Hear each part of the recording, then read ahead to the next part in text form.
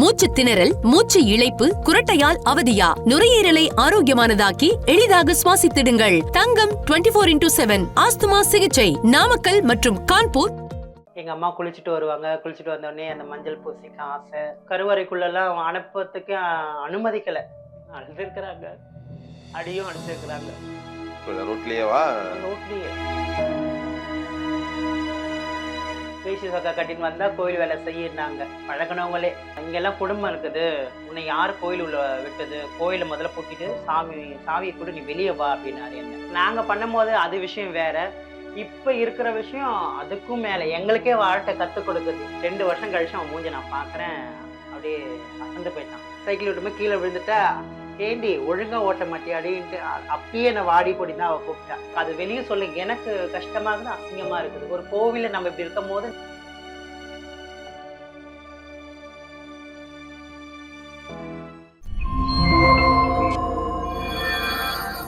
King TV நேயர்கள் அனைவருக்கும் வணக்கம். இன்றைய சிறப்பு நேர்காணல்ல நம்மோட இருக்கக்கூடிய சிறப்பு ஆளுமை திருநங்கை அம்மு அவர்கள் தான். வணக்கம். வணக்கம். இப்ப நீங்க எத்தனை ஆண்டு காலமா உங்களுடைய கோயில் பூஜை அந்த தொழில் போயிட்டு இருக்கு இல்லையா? சோ அது நீங்க திருநங்கையா அந்த ஒரு பெண் தன்னிலே உணர்ந்திருப்பீங்க இல்லையா? சோ அதை பத்தி கொஞ்சம் சொல்லுங்க. என் பேர் அம்மு. நான் சென்னையில தான் பிறந்து வளர்ந்ததெல்லாம், எம்ஜிஆர் நகர். எனக்கு பெண்மையை உணர்ந்ததுன்னு பார்க்கும்போதுன்னா ஒரு 8-9 வயசுலேருந்தே என் பெண்மையை நான் உணர்ந்தேன். எங்கள் அம்மா குளிச்சுட்டு வருவாங்க. குளிச்சுட்டு வந்தோடனே அந்த மஞ்சள் பூசிக்க ஆசை. டவல் அம்மா தலைக்கு கட்டுவாங்க, அதே மாதிரி கட்டிக்க ஆசை. அந்த மாதிரிலாம் பண்ணுவேன். அம்மா கிட்ட வாங்குவேன். அப்புறம் ஒரு 10 வயசு வரைக்கும் ரொம்ப சிரமங்களை ரொம்ப சந்தித்தேன். அந்த வயசுக்கே கேலி கிண்டல் அதெல்லாம் இருந்தது. அப்படியே கோவில் சுவாமி மேலே கொஞ்சம் பக்திகள் அதிகம் அப்பயே அந்த வயசுக்கு. அந்த சாமிக்கு பூஜை பண்ணின்னு இருக்கும்போது போவேன் வருவேன். அது இன்னும் கேலி கிண்டல்லாம் அதிகமாக ஆச்சு. அப்புறம் மன உளைச்சலாக ஆயிடுச்சு. இங்கேருந்து கொஞ்சம் வெளியே போய் இருந்தால் நல்லா இருக்குமேன்ட்டு மனசு தோணுச்சு. அப்போ ஆதரவு கொடுக்க என்ன மாதிரி திருநங்கை தான் என் குரு. என்னை கூட்டிட்டு போய் ஒரு இடத்துல வச்சு என்னை பாதுகாத்து பெண்ணாக அழகு பண்ணாங்க. அப்புறம் ஒரு வருஷம் 1.5 வருஷம் கழிச்சு மறுபடியும் வந்தேன் சென்னைக்கு. முதல்ல வீட்டில் கொஞ்சம் கஷ்டப்பட்டாங்க. ஒரே பொண்ணு தான் நீங்க? சரி, ஒரே பையன்? 2 பேர், அண்ணா 1 நான் 1. அப்பாவும் அம்மாவும் கொஞ்சம் அழுதாங்க. அண்ணன் தான் கொஞ்சம் அழ முடிச்சான், உள்ளே வரக்கூடாது அப்படின்ற மாதிரி. அப்புறம் அண்ணாவும் ஏற்றுக்கினாங்க, குடும்பத்தில் ஏற்றுக்கிட்டாங்க. ஏற்றுக்கிட்டாலும் அண்ணாவுடைய ஃப்ரெண்டுங்கள்லாம் வந்து நான் இந்த மாதிரி புடவை கட்டின பிறகு எங்கள் அண்ணன் பேர் வந்து சரவணா. அவனை சரவணான்னு கூப்பிடுறது பேரில் மச்சான் டே அப்படின்ன மாதிரி கூப்பிட ஆரம்பித்தாங்க. அது அவனுக்கு ரொம்ப கஷ்டமாயிடுச்சு. அதுலேருந்து என்கிட்ட ரொம்ப சண்டை போட்டுன்னு இருந்தான். உன்னால் எனக்கு என் ஃப்ரெண்டுங்கெல்லாம் கிண்டல் பண்ணுறாங்க கொள்கிறாங்க அப்படின்ட்டு எனக்கும் சண்டை போடுவான். அப்போ எனக்கு சப்போர்ட்டு எங்கள் அப்பா எங்கள் அம்மா தான். சரி, முடிஞ்ச அளவுக்கும் நம்ம இருந்த வீட்டில் இருந்து ஃபேஸ் பண்ணேன்.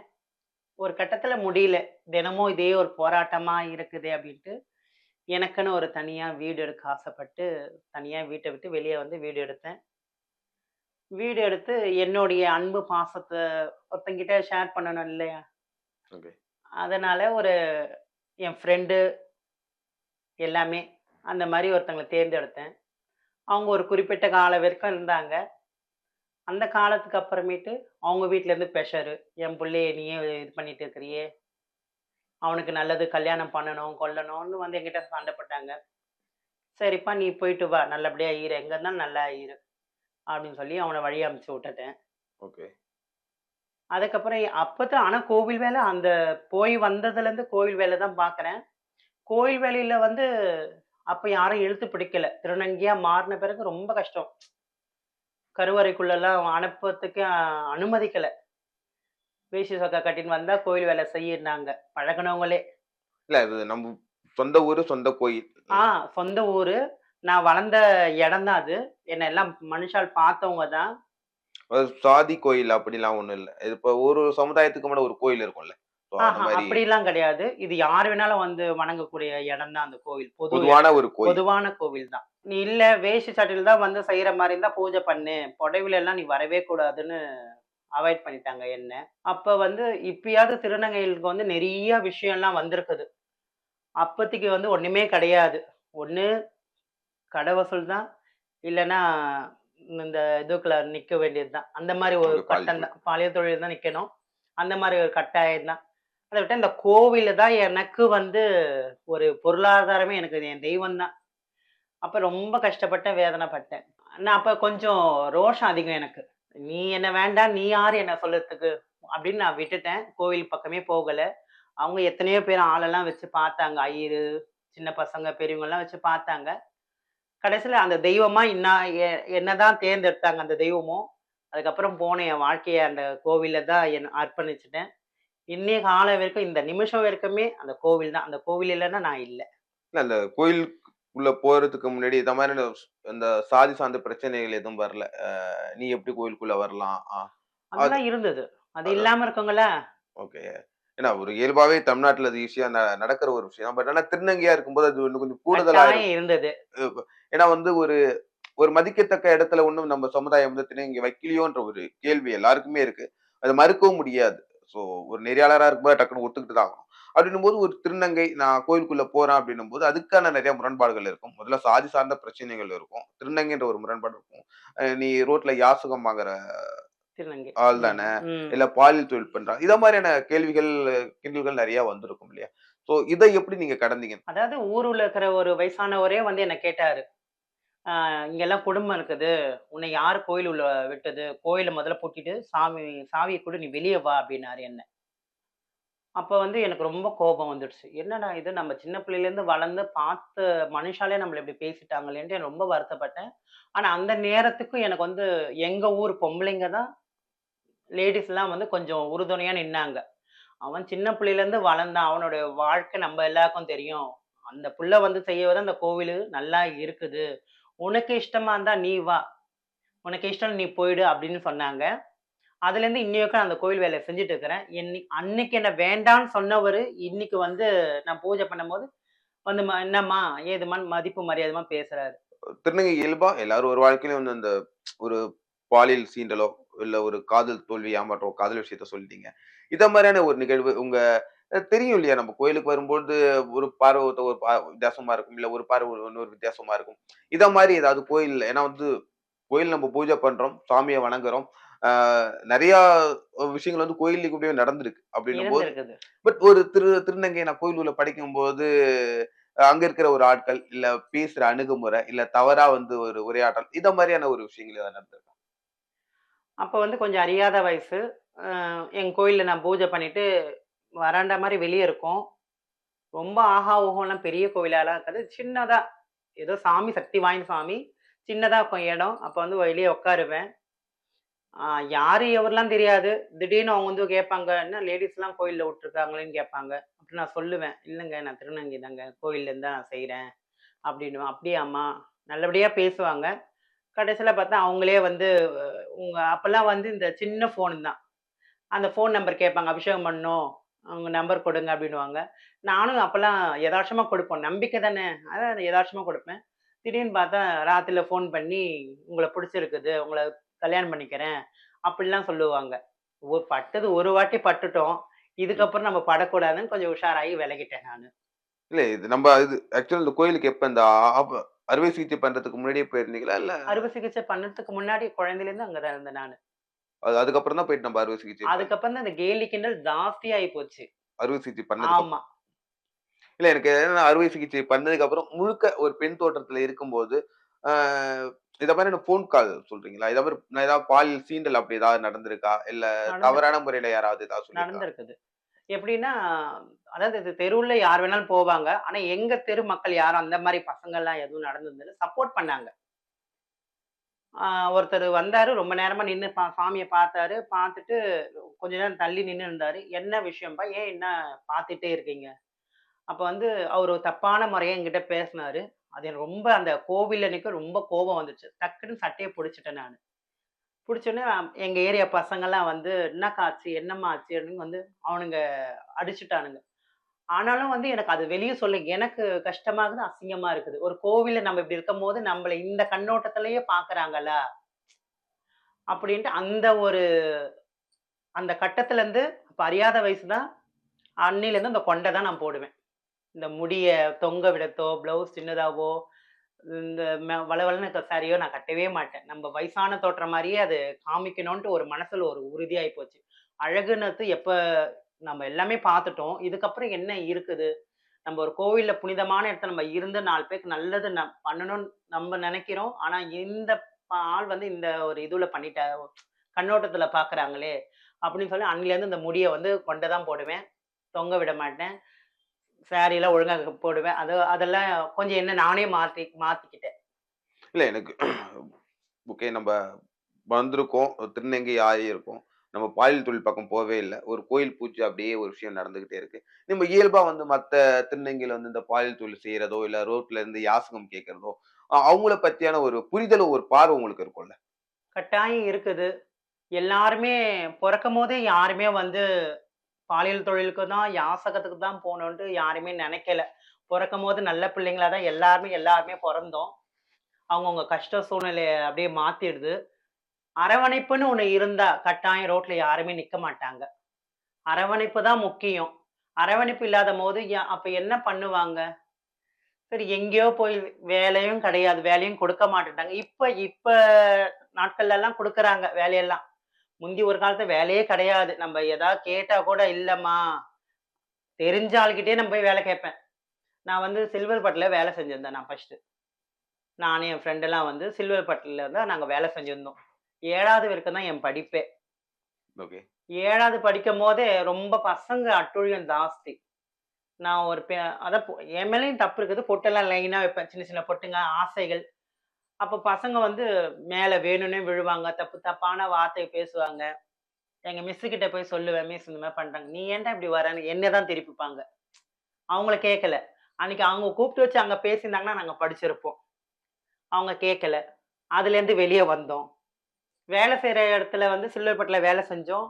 அங்க வந்து சின்ன சின்ன விஷயங்கள்லாம் நடக்கும். நாங்க ஓனர் கிட்ட, "சார் இந்த உங்கள பத்திலாம் தெரியும். போ போ" அப்படின்னுவாரு. அதெல்லாம் அப்ப சரி நான் கூப்பிட்டு பேசுறேன்ப்பா. உனக்கு என்ன? இது வந்து பேரண்ட்ஸ் கிட்டயும் போய் நாங்க சொல்ல முடியாது. எனக்கு இந்த மாரி பிரச்சனை இருக்குது. என் சூழ்நிலை இந்த மாரி இருக்குன்னு நாங்க சொல்ல முடியல. இன்னும் அந்த நாட்கள் காலத்த கடந்துட்டோம். என்னைக்காவது இத மாதிரியான கூட இருக்கிறவங்க புரிஞ்சுக்கல, பெத்தவங்க புரிஞ்சுக்கல, இல்ல அண்ணா புரிஞ்சுக்கலன்னும்போது, இந்த சூசைட் நான் பண்ணிக்கிறேன். இல்ல எனக்கு இந்த வாழ்க்கை வேணாம். இத முடிச்சுக்கலாம். இத மாதிரியான ஒரு முட்டாள்தனமான முடிவுகள் எங்கேயாவது அதாவது யோசிப்பேன். என்ன வாழ்க்கைன்ட்டு. அப்புறம் இவங்க எதுக்கு நான் வாழ்ந்து காட்டணுன்ட்டு, எனக்குள்ள ஒரு வட்டத்த போட்டு, இந்த வட்டம் தான் நம்மளுடைய வாழ்க்கை அப்படின்னு வாழ்றேன். யார் யாரு வேண்டான்னு என்ன ஒதுக்குனாங்களோ, இன்னைக்கு அவங்க எதிர்க்க நான் வைராகத்தினால வாழ்றேன். இதுக்கு முன்னாடி அந்த அந்த லவ் அந்த பிரிஞ்சு போனது, அந்த டைம்ல கூட அந்த மாரியான சில டைம்ல தோணும்ல. ஆஹா! எதுக்குடா இந்த அது வந்து அவன் பொறப்பு என்ன அப்படின்ற விட்டுட்டு மாரி. போம்போது, நான் வந்து அப்படி யோசிக்கவே இல்ல. ஓகே. அவன் ஆணா பொறந்த அவன் என்னைக்காவது ஒரு பொண்ணுக்கு தான் சொந்தம்ன்னு எங்க பெரியவங்க சொல்லிக் குடுத்துருக்காங்க. சரி போகட்டும். ஆனா அவன் எதுக்கு நம்ப வைராக்கியமா வாழணும்னு சொல்லிட்டு, நான் வாழ்ந்துட்டு தான் இருக்கிறேன். ஓகே.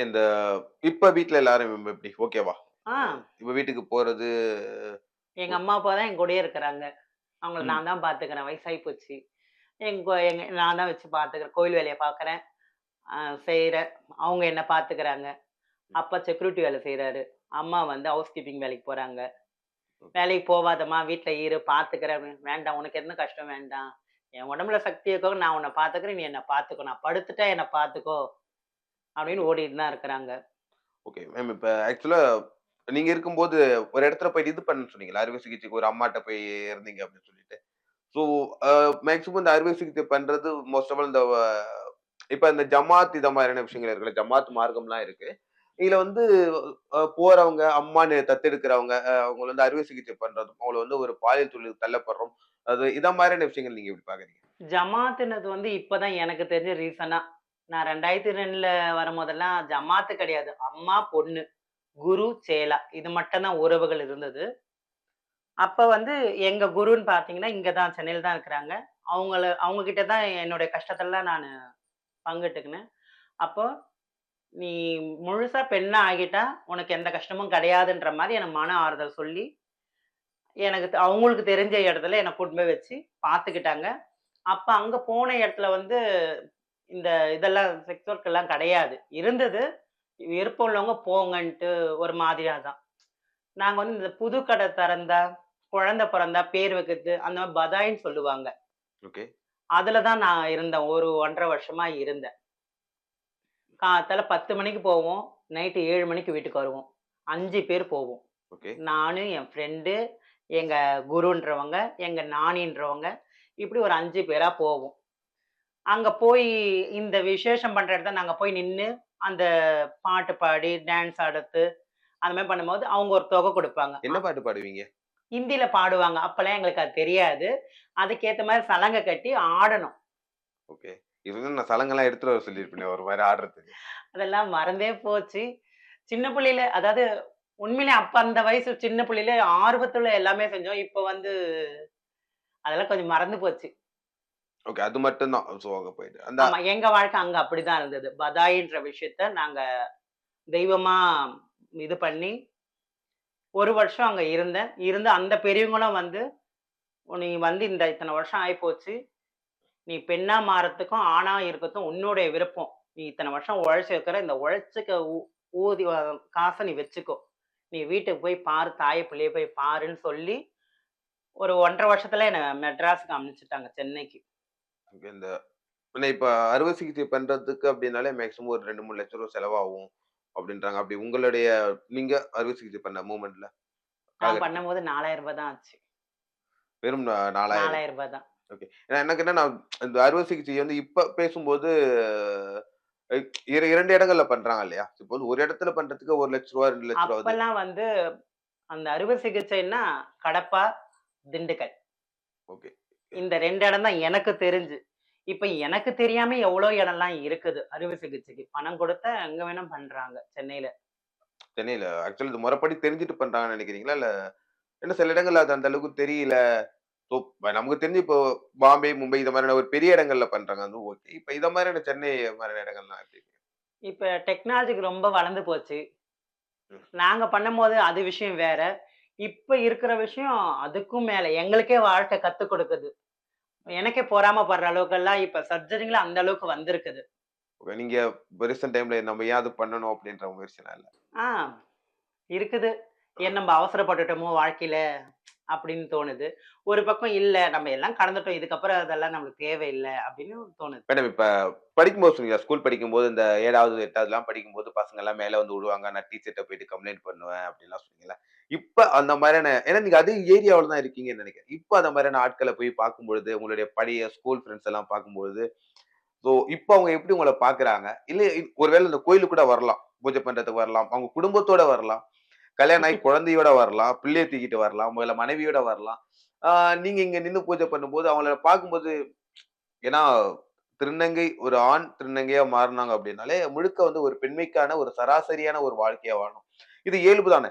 பெண்மையா இருக்கிற எல்லாரும் திருநங்கையா இருக்கிற எல்லாருமே ஒரு பெண்மை வாழக்கூடிய இயல்பான ஒரு வாழ்க்கையா வாழணும். ஒரு குடும்பம், ஒரு பிள்ளை, இல்ல 2 பிள்ளை. இத மாரி காலையில எழுந்து சமைச்சு குடுக்குறது, காலைல வீட்டுக்கு வேலை சாயங்காலம் வரும். இத மாரி நிகழ்வு வந்து ரொம்ப காமன். எல்லாரும் ஆசைப்படுறது தான். பட் நீங்க திருநங்கை ஆயிட்டீங்க. ஒரு கோயில்ல வேலை செய்றீங்க. உங்களுடைய நண்பர்கள், இல்ல பழைய உங்களுடைய தோழிகள், ஒருவேளை நீங்க 7வது, 8வது படிக்கும்போது கூட ஒரு பொண்ணு கூட உங்கள விருப்பப்பட்டிருக்கலாம். இல்ல காதல் செஞ்சிருக்கலாம் இல்லையா? சோ அத மாரி ஆட்கள் கோயிலுக்கு வரும்பொழுது, உங்களுடைய மனநிலை எப்படி இருக்கும்? இல்ல அந்த திருநீர் பூசும்போதோ, இல்ல தட்டு நான் ஏன் இந்த கேள்வின்னா, இப்ப நீங்க திருநங்கையா ஆகுறதுக்கு முன்னாடி இந்த ஸ்கூல் படிக்கிறவங்கள கேலி, கிண்டல், கூத்து நெறைய பண்ணியிருப்பாங்க. இன்னைக்கு கோயில்ல வந்து பூஜைக்கு நின்னு வணங்கும்போது, ஒருவேளை நீங்களே உங்களுக்கு திருநூறு பூசி விட்டுருக்கலாம். குங்குமத்த எடுத்து குடுத்துருக்கலாம். அவங்க புள்ளிய ஆசீர்வாதம் பண்ணியிருக்கலாம். கட்டாயம் அத உண்மதான். மாரியான மனநிலை எப்படி இருக்கும்? அந்த மாரி மனநிலை இப்ப ரொம்ப சந்தோஷம் தான். என் கூட படிச்ச ஃப்ரெண்டு சரளா அவங்க பேரு. நானும் அவளும் ஒரே கிளாஸ்மேட் தான். ஆனா சின்ன பிள்ளையிலேருந்து நான் அவகிட்ட தான் ரொம்ப தோஸ்தா இருப்பேன். அப்பயும் பெண்கள் கூட தான் ரொம்ப பேசுறது. எங்க ஓ! மிஸ் சொல்லுவாங்க, "நீ எப்ப பாரு ஏன் லேடீஸ் கூட உட்காந்துருக்கிற? இப்படி தள்ளி வான்னுவாங்க." என்ன அந்த வயசுக்கு புரிஞ்சுக்கினவ என் ஃப்ரெண்டு சரளான்றவங்க. அவங்களுக்கு கல்யாணம் ஆயிடுச்சு. இப்ப 2 குழந்தைங்க இருக்கிறாங்க. சின்ன பிள்ளையில சைக்கிள் ஓட்டுவோம். சைக்கிள் ஓட்டும்போது கீழ விழுந்துட்டா, "ஏன்டி ஒழுங்கா ஓட்ட மாட்டியாடின்ட்டு" அப்பயே என்ன வாடி போடின்னு தான் அவ கூப்பிட்டா. இப்ப அவளுக்கு கல்யாணம் ஆச்சு, எல்லாமே ஆச்சு. அந்த குழந்தைக்கு பொறந்த நாள்லாம் வரும்போது, "இதான் உங்க அத்தை" அப்படின்னுவாங்க. அதெல்லாம் ஒரு சந்தோஷம் எனக்கு. அதேபோல அவ வீட்ல எது ஒரு விசேஷம்னாலும் என்ன முதல்ல இன்வைட் பண்ணிடுவாங்க. அதெல்லாம் வந்து சந்தோஷம் தான் எனக்கு. ஆண் நண்பர்கள் யாராவது ஆண் நம்பர்ல வந்து வினோத்ன்றவர் வந்து அந்த அளவுக்குலாம் கிண்டல் பண்ண மாட்டான். அந்த அந்த வயசுக்கு என் மேல பரிதாபப்பட்டான். "ஏன்டா நீ இப்படி இருக்கிற?" அப்படின்னு என் மேல ஒரு பாவப்பட்டான். ஓகே. நீ பையன் மாரி இரு. நீ ஏன் இப்படி பண்ற?" அப்படின்னு கேட்டான். நான் சொன்னேன், "என் மனசுக்கு இதுதான் தோணுது வினோத். நான் வந்து வேணும்லாம் பண்ணல." அப்படின்னு அவனுக்கு அப்ப சொன்னேன். அது இப்ப ஞாபகம் வச்சிருப்பான் போல இருக்குது. ஆனா கேட்டான் ஒரே ஒரு வாட்டி, "எப்படி இருக்கிற? உன் லைஃப் எப்படி போகுது? ரொம்ப கஷ்டமா இருக்குது உன்ன பார்க்க எனக்கு." அப்படின்னா. "ஏன் என்ன பார்த்தா உனக்கு கஷ்டமா இருக்குது?" அப்படின்னு. "உன்ன பார்த்தா எனக்கு அடையாளமே தெரியல." அப்படின்னா. கல்யாணம் ஆயிடுச்சு. கல்யாணம் ஆகி அவனும் ஒரு நல்ல செட்டில் ஆயிட்டான். சொல்லியிருக்கான். ஒரு நம்பர் குடுத்தான். அத நான் மிஸ் பண்ணிட்டேன் நானு. ஏதாவது உனக்கு ஹெல்ப்னா என்கிட்ட கேளு. ஃப்ரெண்ட்லியா நல்ல இந்த 2 ஃப்ரெண்டையும் நான் மறக்கவே மாட்டேன். வினோத், சரளா. ஓகே. அந்த 17, 18 வயசுல வந்து ஒரு அரும்பு காதல் ஆரம்பிச்சுருக்கும் இல்லையா? யார் மேலயாவது ஒரு ஈர்ப்பு? 17, 18 வயசுக்கெல்லாம் அந்த என் கூட இருந்தாரு மணின்றவரு. அவர் மேல தான் ரொம்ப உலகமே அவர் தான் நெனச்சேன். இல்ல முதல் காதலே மணி மேல தான். ஆமா. யாரு ஃபர்ஸ்ட்டு இந்த ப்ரப்போஸ் பண்ணா அது மாரி? நான் தான். நீங்க தான். சொன்னோனே ஓகே சொல்ட்டாப்லயா? சொன்ன உடனேலாம் சொல்லல. என் மேல ஒரு அன்பா இருந்தாப்புல சின்ன பிள்ளையில. அப்ப ஆனா நீங்க ஆப்பரேஷன் பண்ணவே இல்ல. பண்ணல. பையன் பையன் மாரி ட்ரெஸ் ஆமா. எல்லாம். பையன் மாரியே தான் இருந்தேன். சோ அது அப்படின்னும்போது அது திருநங்கை லவ்வா போவாதுல்ல. அந்த காய் செக்சுவல் அந்த இதுல இப்ப தானே தானங்க காய்ஸு இதெல்லாம் வந்திருக்கு. அப்பலாம் அதெல்லாம் எனக்கு தெரியாது. எங்களுக்கு அந்த இதுவே கிடையாது. காய், கே அதெல்லாம் தெரியாது எனக்கு. நான் ஒரு பெண்ணா போய் அவங்ககிட்ட அன்ப சொன்னேன். அப்ப அவன் சொன்னான், "நீ பெண்ணா மாறி வா. அப்ப பார்த்துக்கலாம். நீ தேவையில்லாம உன் வாழ்க்கைய நீ வேஸ்ட் பண்ணாத." ஓகே. அப்படிதான் எனக்கு சொன்ன வார்த்தை. அது ஒரு மைண்ட் செட்டப் ஆயிப்போச்சு எனக்கு. அப்ப பொண்ணா மாறுனா நம்மள ஏத்துப்பானோ? அப்படி யோசிச்சு தான் இத தேடின்னு எங்கெங்கேயோ பயணம் பண்ணிட்டு 2 வருஷம் கழிச்சு அவன் மூஞ்ச நான் பார்க்குறேன். அப்படியே அசந்து போயிட்டான். இல்ல நீங்க அந்த ஃபர்ஸ்ட் லவ்க்காக சொன்னதுக்குன்னே நீங்க இல்லன்னா நீங்க ஒரு வேள பண்ணியிருக்க மாட்டீங்க. அதுவும் ஒரு பக்கம் என்னுடைய மன இதுதான். இன்னொரு பக்கம் எல்லாருமே கேலி, கிண்டல் அதிகமா ஆயிப்போச்சு. அப்ப திருநங்கைனாவே ரொம்ப கேலி, கிண்டல். தெருவுல ம். நடக்க முடியாது. ஏதோ எங்கேயோ ஒரு போனாவே நம்மள மேலயும் கீழயும் ஒரு மாரி பார்க்கறது. இப்ப எல்லாம் எல்லாம் சராசரியா ஆயி போயிட்டாங்க. இவங்களும் மனுஷாள் தான் அப்படின்னு சொல்ற அளவுக்கு வந்துடுச்சு. அப்பல்லாம் வந்து இந்த இதுவே கிடையாது. நாலேட்ஜே கிடையாது. என்னவோ 3ஆம் அப்படியே வேற்று காலத்து மனுஷால பார்க்குற மாரி இப்படிலாம் இருக்கிறாங்களான்னு நம்மள பார்க்கும்போது நம்மளுக்கு ஒரு கூச்சமா இருக்கும். ஐய்யயோ! என்ன இவங்க வித்தியாசமா பார்க்குறேன். எங்க அம்மா கூட கடைக்கு எங்கனா போனேனாவே நான் கஷ்டப்படுவேன். எங்க நம்ம அம்மா எதுக்கு ஏதாவது உஸ்ஸு, ஏதாவது சொல்லுவோம். 9 அந்த மாரி கேலி கிண்டல் அது மாரி பண்ணிடுவாங்களோ? பண்ணியிருக்காங்களா ஏதாவது? கட்டாயமா. அதெல்லாம் ரொம்ப அனுபவிச்சிருக்கேன் நானு. அது அந்த சூழ்நிலையில அம்மா முகத்த பார்க்கும்போது உங்களுக்கு என்ன தோணும்? அழுதுருக்கிறாங்க. அடியும் அடிச்சிருக்கிறாங்க. ரோட்லயேவா? ரோட்லயே. "நீ ஒழுங்கா நடந்தா ஏன் கண்டவன் உன்ன கிண்டல் பண்ணுவான்?" ஓகே. அப்படின்னு சொல்லிட்டு அடிக்கவும் செஞ்சாங்க. அப்புறம் என்ன கூப்பிட்டு வச்சு எங்க அம்மா பேசுவாங்க. சின்ன பிள்ளையில. அதனால நெனச்சா கொஞ்சம் கஷ்டமா இருக்குது. ம். இல்ல நமக்கு தோணும்ல. இப்ப வந்து நான் சின்ன பிள்ளை என்ன அப்பா அடிச்சாங்கன்னா, அம்மாட்ட போய் உட்காந்துப்பேன். அம்மா அடிச்சாங்கன்னா, அப்பாட்ட போய் உட்காந்துப்பேன். அ அதிகமா என்ன வெளில கூட்டு போனது எங்க அண்ணனா தான் இருக்கும். என் அண்ணன் தான் என் கைய புடிச்சு எங்க கூட்டு போவான். கடைக்கு கூட்டு போறது எல்லாமே. அப்பாவுக்கு அப்புறம் அண்ணன் தான் கை புடிச்சு நம்ம அதிகமா நடந்திருப்போம். உங்களுக்கு அண்ணன் இப்ப அம்மா கூட ரோட்ல போம்போது இந்த மாரி சொல்றாங்க அப்டின்னும்போது, அப்பா பரவால்லடா என் பையன் அப்டின்னு என்னைக்காவது தோள் மேல தூக்கி வச்சுட்டு, இல்ல கடை தெருவுக்கு போறதோ, இல்ல கோயிலுக்கு போறதோ. நான் ரொம்ப பயணம் அப்ப எங்க வீட்ல இருக்கிற டிராவல் எங்க அம்மா கூட மட்டும் தான். எங்க அண்ணா கூடயும் போமாட்டேன். இதுவரைக்கும் எங்க அண்ணா கூட போனது கிடையாது. எங்க அப்பா சின்ன பிள்ளையில கருத்து தெரிஞ்சு இந்த முத்து படம் பார்க்க கூட்டின்னு போனார். சைக்கிள்ல உட்கார வச்சு கூட்டின்னு போவாரு. அது ஞாபகம் இருக்குது. அதுக்கப்புறம் விவரம் திருநங்கை அதுக்கு ஆனதுக்கப்புறம் ஆஹா கிடையாது. எங்கேயும் ஆனா அம்மா கூட தான் நானு அடிக்கடி போவேன், வருவேன். ஒரு வாட்டி நான் முன்ன போயிட்டேன். எங்க அம்மா என் பின்னாடி வந்துட்டாங்க. நானே கவனிக்கல. தெருவுல யாருன்னு ஒரு மாதிரி நடக்குறான். ஒரு மாரி கிண்டல், கேலி பண்ணிட்டாங்க. எங்க அம்மாக்கு அங்கேருந்து கோவம் வந்துடுச்சு. ஓகே. வந்தோனே அந்த கிண்டல் பண்ணவனையும் திட்டுனாங்க. என்னையும் போட்டு அடிச்சாங்க. அப்ப அவன் எதுக்கு ரோட்லயே. ரோட்லயே, "நீ ஒழுங்கா நடந்தா கண்ட நாய்ங்கலாம் கிண்டல் பண்ணுமா?" அப்படின்னு கேட்டாங்க. அதெல்லாம் ஒரு வாழ்க்கையில நான் தாண்டி தான் வந்திருக்கிறோம். என்னைக்காவது ஒரு நாள் அப்பா பக்கத்துல உட்காந்து, "அப்பா அ நான் இப்படி இருக்கேன். என்ன நார்மலா இயல்பா பாருங்க. என்ன கடத்தெருவுக்கு கூட்டு போங்க. இல்ல உன் கூட போகணும். நான் எனக்கு புடிச்ச மாரியான விஷயங்கள் வாங்கணும். டேய் அண்ணா என்ன கூட்டு போடா. ஏன்டா இத மாரி பண்ற?" அப்படின்னு என்னைக்காவது ஒரு நாள் சண்டை போட்டுருக்கீங்களா? ஏன்னா அந்த உரிமை இருக்கும்ல. ஸோ மத்தவங்களோட அவங்கள்ட்ட போயிட்டு ஏன்ப்பா என்ன புரிதல் இருக்கும். புரிதல் வந்து நம்ம கேட்டு வாங்கக்கூடாது அன்ப மட்டும் அப்படின்னு நான் புரிஞ்சுக்கிட்டேன். ஆனா, என்ன யாரு வேண்டான்னு ஒதுக்குனாங்களோ, இன்னைக்கு அவங்களுக்கு நான் செல்ல பிள்ளை. எங்க அப்பா வந்து ஃபர்ஸ்ட்டு சொன்னாரு, "நம்ம குடும்பத்துக்கு இதெல்லாம் வேண்டாம்ப்பா" அப்படின்னு அவரு தான் சமத்தா சொன்னாரு. "இல்ல நான் இப்படிதான் இருப்பேன்னு" சொன்னேன். "சரி உன்னுடைய தலையெழுத்து என்னவோ, நல்லா இரு எங்க இருந்தாலும்" அப்படின்னாரு. அதுக்கடுத்து இந்த மணின்னு ஒண்ணு எடுத்ததுலருந்து என் மேல ரொம்ப அவருக்கு கோபம். புள்ள இந்த ஒரு 2 ஏதோ வருஷம் பேசி கோவில் வேலைல இருக்கிறான். சரி ஏதோ மாறிட்டான். ஓகே. ஆனா இது என்ன இதுன்ட்டு எங்க அம்மா கிட்ட போய் சண்டை. புள்ளைய பெத்து வச்சுக்கிற பாரு. என் மானம் போச்சு, மரியாதை போச்சு அப்படி அப்படி ரொம்ப கஷ்டப்பட்டாரு. அப்புறம் இவன கொஞ்சம் நகர்த்தின பிறகு தான் எங்க அப்பாவுக்கு என் மேல ரொம்ப பாசம். இன்னமும் தினைக்கும் ஒரு ஃபோன் பண்ணிடுவாரு கரெக்ட்டா. "சாப்பிட்டியாப்பா?" என்னன்னு என்ன கேட்பாரு. இப்ப நான் டைம் கிடைக்கும்போது சாப்பிட்டியாப்பான்னு கேட்பேன். அப்பா செக்யூரிட்டி வேலைக்கு போயிட்டு எங்கேயாவது சாப்பாடு கிடைக்கலன்னா, "கொஞ்சம் சாப்பாடு எடுத்துன்னு வந்து தரியான்னுவாரு." நான் எடுத்துன்னு போய் குடுப்பேன். செஞ்சு எடுத்துன்னு போய் குடுப்பேன். தண்ணி சாப்பிடுவாரு. சாப்பிட்டாருன்னா உட்காந்து சொல்லுவாரு. "உன்ன சின்ன புள்ளையில கல்ல தூக்கி போட்டு சாவடிக்க சொன்னேன் உங்க அம்மாவ. ஆனா இன்னைக்கு நீ தான் என்ன சோறு போட்டு பார்த்துக்கிற." ஓகே. அதெல்லாம் சொல்ல எனக்கு அதெல்லாம் பெரிய விஷயம். அது எப்படி சொல்றதுன்னு எனக்கு தெரியல. அந்த மணி 2 வருஷத்துக்கு அப்புறம் மாறி வந்ததுக்கு அப்புறம் உடனே கல்யாணம் பண்ணிட்டீங்களா? இல்ல இல்ல புரிஞ்சுக்கணும். அதாவது எப்படி ஒரு ஆணும், பெண்ணும் எப்படி லவ் பண்ணுவாங்களோ, அது மாரி லவ் பண்ணேன். எல்லா விஷயத்தையும் நான் ஷேர் பண்ணிப்பேன். அவனும் ஷேர் பண்ணிப்பான். எல்லாமே நல்லா தான் போச்சு. கொஞ்ச நாளைக்கு நல்லா தான் போயிட்டே இருந்தது. அவங்க கூட இருக்கிற ஃப்ரெண்டு, அவங்களுடைய சொந்தக்காரங்க, "இன்னும் எவ்வளோ காலம் தான் இந்த 9 கூட இருப்ப?" இப்படியே தான் கேட்பாங்க. அப்படித்தானே அப்பல்லாம். இப்பதான் திருநங்கை அப்படின்ற ஒரு பேரே வந்தது. ரீசென்ட்டா. ரீசென்ட்டா. அப்பல்லாம் வந்து திருநங்கை, அலி, அரவாணி அப்படிதான் ஒரு பேரு.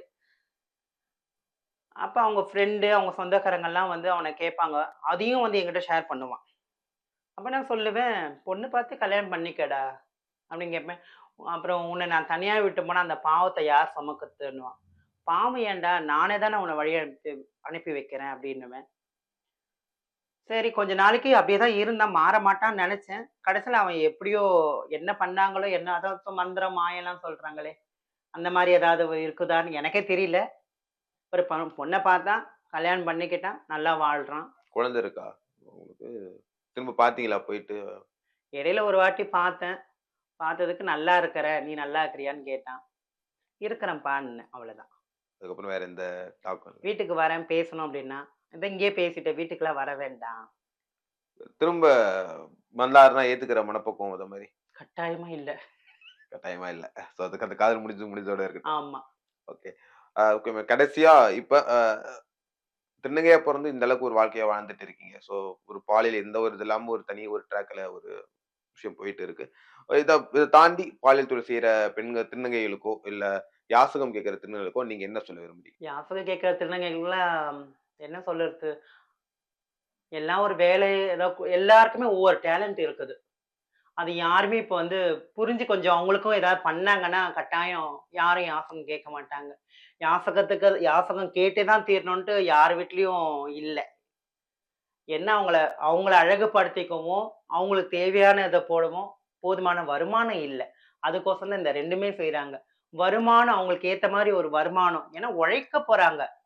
உழைக்கிறதுக்கு நாங்க எல்லாமே ரெடி. இப்ப எனக்கு கோவில் வேலை தெரியும். இன்ட்ரெஸ்ட் இருக்குது. அதனால அதிலேயே எனக்கு இதுல போதுமான வருமானம் எனக்கு வருது. கோவில்லயே எனக்கு வருமானம் வர்றதுனால எனக்கு இது போதும்ன்னு. இப்ப இருக்கிற ஜெனரேஷன் குழந்தைங்களுக்கெல்லாம் அ இ அ சினிமா நடிகை மாரி ஆகணும்லாம் ஆசை. ஆனா அந்த எல்லாமே அப்ப அதுக்கேத்த வருமானம் அவங்க எதிர்பார்க்குறாங்க. நல்லா படிச்சிருக்கிறாங்க. அந்த படிப்புக்கு ஏத்த மாரி வேலையும் அதுக்கேத்த சம்பளம், ஊதியமும் குடுத்தாங்கன்னா, அவங்க யாரும் இந்த பாலியலுக்கும் போமாட்டாங்க, யாசகத்துக்கும் போமாட்டாங்க. Okay ma'am. நன்றி. ஸோ காலம் எப்போதும் என்னைக்கும் சரியான விடயம். அந்த விடயம் கண்டிப்பா காலம் குடுக்கும். ஸோ நம்ம கண்டிப்பா பொறுத்திருந்து பார்ப்போம் மேடம். உங்களோட தொடர் வேலைக்கு மத்தியில எங்களுடைய நிலையத்திற்கு வந்து இப்படி ஒரு நேர்காணல் கொடுத்ததுக்கு மிக்க நன்றி. நன்றி, நன்றி. மூச்சு திணறல், மூச்சு இழைப்பு, குரட்டையால் அவதியா, நுரையீரலை ஆரோக்கியமானதாக்கி எளிதாக சுவாசித்திடுங்கள். தங்கம் 24x7 ஆஸ்துமா சிகிச்சை நாமக்கல் மற்றும் கான்பூர்